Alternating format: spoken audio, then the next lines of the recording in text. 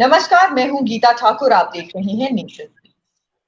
6 राज्यों की 7 सीटों पर कल उपचुनाव संपन्न हुए हैं। 5 तारीख को वोट किया गया, 9 तारीख को रिजल्ट आया है और इन पूरी सीट में से सबसे महत्वपूर्ण मानी जा रही थी यूपी की घोसी विधानसभा सीट।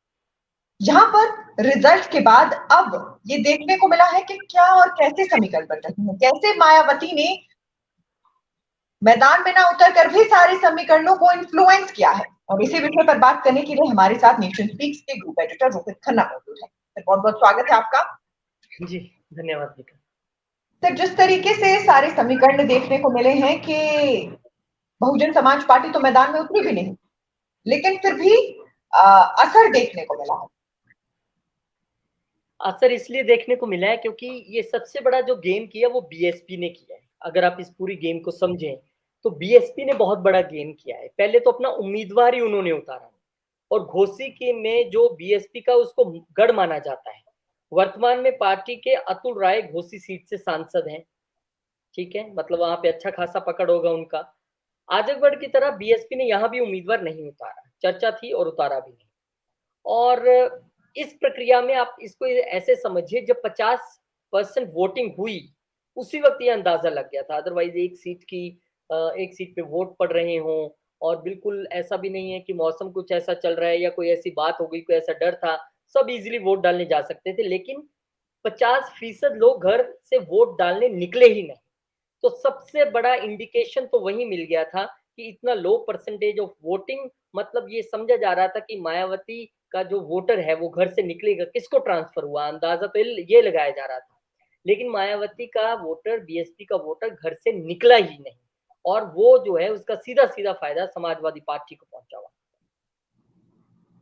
जी सर, इसके साथ साथ हार जीत के जो इल्जाम है, जो आरोप है कि कौन जीता कौन हारा, ये भी लगने पूरे मैं कहूंगी कि शुरू हो गए हैं, जिसमें बीजेपी में भी आरोप प्रत्यारोप देखने को मिला है। मुझे लगता है आरोप प्रत्यारोप ये बड़ी सीधी सीधी सी बात है कि जो दारा सिंह हारे हैं कल बीजेपी से, वो कभी कहीं ना कहीं बीएसपी में भी रह चुके हैं और बड़े कद्दावर नेता थे बीएसपी के। स्थानीय जानकार भी बताते हैं कि मायावती ने दारा सिंह को मात देने के लिए ही वहां से प्रत्याशी नहीं उतारा। सबसे बड़ा गेम वही खेल दिया उन्होंने। एक वक्त दारा सिंह की गिनती बीएसपी के बड़े नेताओं में होती थी और 2015 में उन्होंने मायावती को छोड़कर, बीएसपी को छोड़कर बीजेपी का दामन थाम लिया। मायावती के उम्मीदवार की वजह से 2017 और 2019 में, अब आंकड़े देखिए किस तरह से गवा देते हैं, 2017 और 19 में यही सुधाकर सिंह जो कल जीते हैं ये यहाँ से चुनाव हार गए थे क्योंकि मायावती ने एक वक्त पे अब्बास अंसारी को उतारा था। तब वहां से वो 81,000 वोट लेके गए थे। अब कल की जो हार जीत हुई है कितनी हुई है, 42-43,000 वोट से हुई है, मेरे ख्याल इसी के आसपास रही होगी। और मायावती का कैंडिडेट कितने ले गया था जब उतारा था, 81,000 वोट। यानी कि कल भी अगर ये वोट पड़ता तो कहीं ना कहीं तस्वीर अलग होती। ये वोट ट्रांसफर होता, ये वोट बीएसपी के कैंडिडेट को पड़ता या जो एसपी के कैंडिडेट को पड़ा है वो डिवाइड होता, कुछ भी होता तो कहानी बदलती। 2019 में फागू चौहान के राज्यपाल बनने के बाद घोसी में उपचुनाव का बिगुल बजा। मायावती ने इस बार एक और नया उम्मीदवार उतारा था, ये 17 की बात थी, और 19 में उन्होंने अब्दुल कयूम को मैदान में उतारा था। उस वक्त वहां पर सुधाकर सिंह सिर्फ 2000 वोट से हार गए थे, कारण बीएसपी का कैंडिडेट था और उसको 51,000 वोट मिले थे। तो अंदाजा लगाइए कि किस तरह से बीएसपी ने अपना उम्मीदवार ना उतार के एक तीर से कई निशाने साधे। एक तो मायावती ने ये बता दिया उनको, दारा सिंह को, कि भाई आप हमारी पार्टी में नहीं तो हम फिर आपको जीतने भी नहीं देंगे, जो अभी तक का अंदाजा है, पहली बात। दूसरी बात, मायावती ने अपना कैंडिडेट ना उतार के अपने आप को असेस करने का किसी को मौका ही नहीं दिया कि हमारी क्या वोट शेयर है, यहाँ पे कितना वोट हमें आएगा। तीसरी बात, मायावती ने यहाँ से कैंडिडेट नहीं उतार के सारी पार्टियों को ये भी बता दिया कि बहन जी का दबदबा है यूपी की राजनीति में, वो यहाँ से उम्मीदवार ना उतार के भी, चुनाव ना लड़के भी चुनाव के नतीजों पर असर डाल सकती है।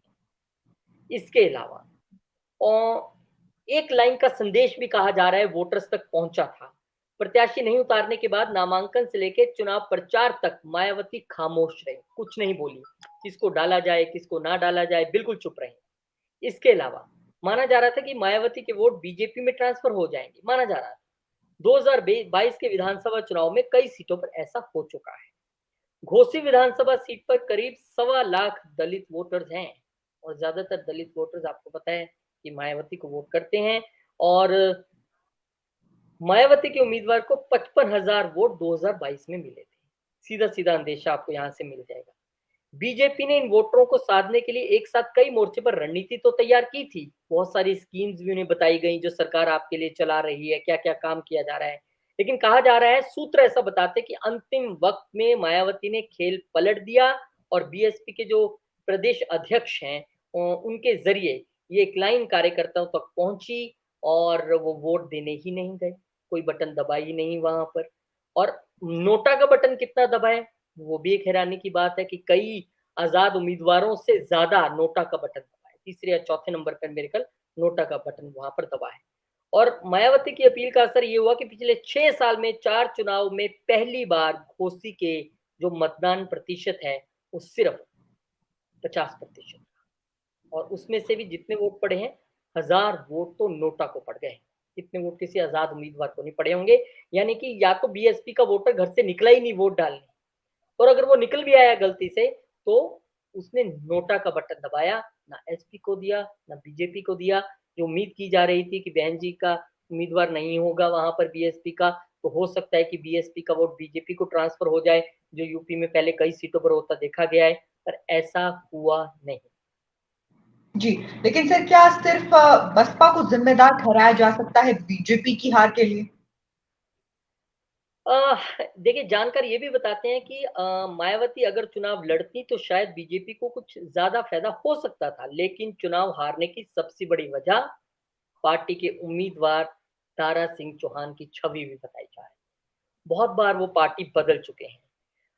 जानकार बताते हैं कि दारा के खिलाफ शुरू से ही लोगों में नाराजगी थी। घोसी की जनता उनके अवसरवाद से तंग आ चुकी थी। दारा के मुकाबले सुधाकर की छवि जमीनी नेता की और ज्यादा साफ रही। बीजेपी के बागी और दारा के खिलाफ प्रचार करने वाले उज्जवल मिश्रा घोसी की हार को पार्टी हाईकमान की हार बताते हैं। मिश्रा के मुताबिक हाईकमान ने जबरन दारा को कार्यकर्ताओं पर थोपने का प्रयास किया। ये भी एक अंदर भीतर घात रह सकता है कि जो टिकट के जिनको नहीं मिली, जो नाराजगी थी, वो भी एक कारण है। तो कुल मिला के कहा जाए तो बहुत सारे रीजंस थे, लेकिन इससे स्टेट गवर्नमेंट को कोई फर्क नहीं पड़ेगा एक सीट से, पहली बात। और दूसरी बात, ये सीट जो थी वो पिछली बार भी एसपी के पास ही थी। दारा सिंह एसपी से वहां से जीते थे, तो जाहिर सी बात है बीजेपी ने सीट गवाई नहीं है, एसपी ने ये सीट रिटेन की है। तो जब सीट रिटेन की है तो जाहिर सी बात है कि वहां पर बहुत ज्यादा, हालांकि समाजवादी पार्टी के लिए एक उत्साहित होने वाली बात है, वो इस बात को लेकर वोटर्स के पास जाएगी भी, पर इस एक सीट का फर्क जो है वो बहुत ज्यादा कोई पड़ जाए ऐसा नहीं होता है। और 2020 के बाद मायावती पर अप्रत्यक्ष रूप से बीजेपी को फायदा पहुंचाने का बार बार इल्जाम लगाते रहे विरोधी, और 2022 के चुनाव में पश्चिमी यूपी में कई सीटों पर मायावती के वोट बीजेपी में ट्रांसफर हो गए। इस वजह से सपा गठबंधन के उम्मीदवारों की हार हुई, ऐसा सपा वाले हमेशा कहते रहे। विधानसभा चुनाव के बाद आजमगढ़ सीट पर लोकसभा के उपचुनाव में मायावती के यहां से शाह आलम और गुड्डू जुमाली को उम्मीदवार बना दिया। गुड्डू जुमाली 2,66,000 वोट लेने में कामयाब रहे थे, जो सपा की हार की बड़ी वजह बनी। तो बहुत सारे फैक्टर्स हैं गीता, और देखा जाए तो आप अगर यूपी की राजनीति को करीब से देखें तो यूपी की राजनीति में मायावती सपा के साथ रह चुकी हैं, मायावती बीजेपी के साथ रह चुकी हैं, कांग्रेस सपा के साथ रह चुकी है, बीजेपी अकेले लड़ चुकी है, सपा अकेले, तो बहुत सारे समीकरण बनते रहते हैं। और ये एक सीट का समीकरण था, वो भी वो सीट जहां पर बीएसपी का अपना मेंबर पार्लियामेंट भी है, एक ही है और वो उसी सीट से है। और लो परसेंटेज इसी को इंडिकेट कर रहा था कि सब कुछ ठीक नहीं है, और वो जी हुआ भी भाई। जी। सर अगर पूरे मुद्दे को कंक्लूड करना चाहेंगे, नए समीकरणों को कंक्लूड करना चाहेंगे तो क्या करेंगे? देखिए, इसमें हार बीजेपी की हुई हो, जीत चाहे एसपी की हुई हो, पर कहीं ना कहीं ये इनडायरेक्ट जीत बीएसपी अपनी भी मान रही होगी कि देखिए हमने दारा सिंह को जीतने नहीं दिया। तो कंक्लूजन यही है कि लड़ा कोई, जीता कोई, हारा कोई, खुश कोई है। जी, बहुत बहुत शुक्रिया सर इस चर्चा में शामिल होने के लिए। बिल्कुल सही आपने कहा कि लड़ा कोई, जीता कोई, खुश कोई और समीकरण कुछ और। इसी तरह के अपडेट्स के साथ नेशन स्पीक्स हाजिर होता रहेगा। नेशन स्पीक्स के यूट्यूब चैनल को लाइक, सब्सक्राइब और शेयर करना ना भूलें।